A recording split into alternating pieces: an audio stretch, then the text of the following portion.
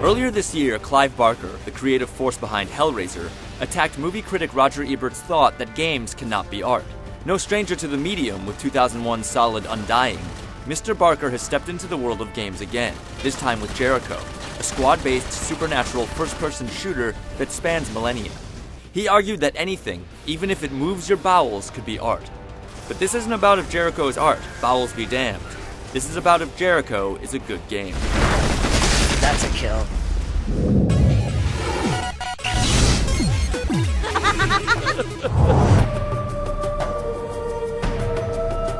Al-Khalid, a buried Sumerian city, houses a deadly secret. The Firstborn, God's first failed creation. For thousands of years it's tried to escape, always banished by a group of 7 mystics. 7 who never return, as a small shred of their world is engulfed into the Firstborn's prison. He's trying to escape again, and Team Jericho, a sub-Rosa paranormal military unit of wizards and witches, is going back to the beginning to end it for good. It's a meaty story, fleshed out by the multiple playable characters and their interactions with each other. But for all its horrific trimmings, it's just not scary. It's weird and intriguing, but the confident cast, brimming with powers and destructive forces, are filled with machismo, not terror, and some of the dialogue is hilariously bad. I want you to know, when I get out of here, I'm gonna eat your soul.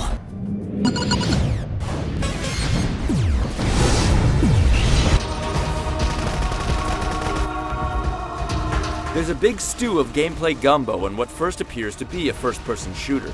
Soon enough, you and your 6 comrades will lose a member, Captain Devin Ross. Oh my god, he's fucking dead! What do we do now? But no worries. Ross may have lost his corporal form, but he still has his captain standing, now as a ghost, who can possess his teammates to use their weapons and powers. This gives you access to over 20 weapons and magic abilities. You can also issue waypoint commands for each team, Alpha and Omega, though you can't choose who's on each team. A lot of this becomes immediately moot. Gaining ground on the macabre enemy's front line isn't rewarding, as monsters spawn behind you. Levels themselves are very, very short, offer no exploration, and are artificially padded with scores of ghoulies. The enemies aren't completely brain dead, sometimes taking cover and dodging, but their actions aren't reactive, just little scripts they do once in a while.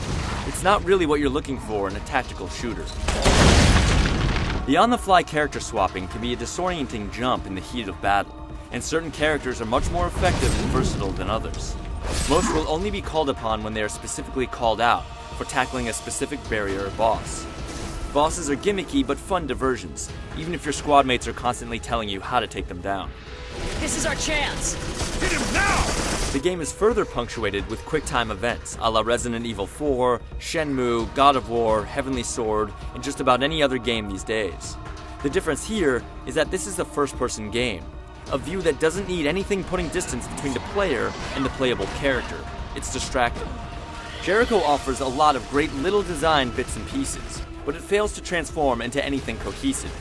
The levels are short and linear, the battles repetitive, and the abilities end up feeling like artifice. Have you come to confess your sins, my children? We were just leaving.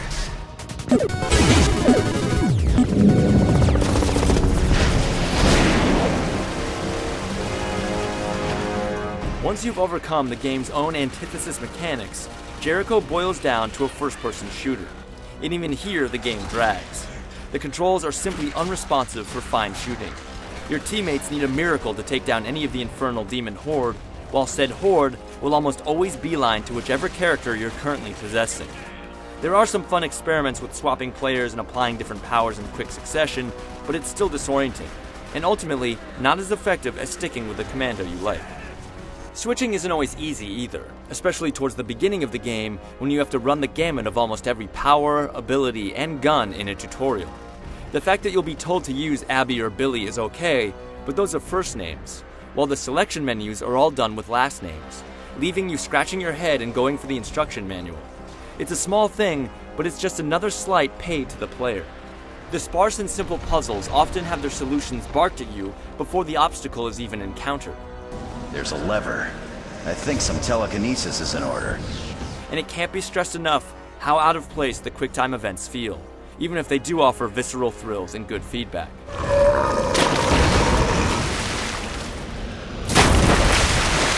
What ultimately drops the game into the quagmire is Resurrection Tag. You have the ability to bring your teammates back to life, so your entire party needs to be wiped out for a game over. This should be a good thing, but your teammates have a knack for getting blown up. So you'll run over, start raising the dead, just to get blown up yourself, forcing you to leap into whoever you just raised for a repeat performance. Everyone look out! Bullseye!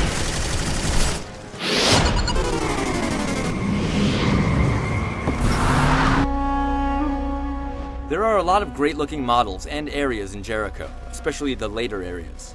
The dark lighting never detracts from all the bloody ornaments, and the voice acting is good, even if some of the script would be envious of a B-movie. A blood sigil?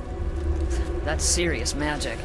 But the frame rate can move to molasses speed when the action heats up, especially in the PS3 version, and the lip sync can be pitiful at times. How are these assholes still alive? That was like, what, 70 years ago? It's an uneven production, to say the least.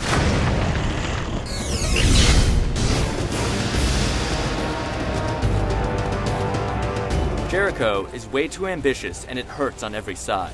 While not broken, it's poorly designed and dull, from spawning enemies making the tactical play irrelevant to a horror story that, despite its charm and intricacies, just isn't scary.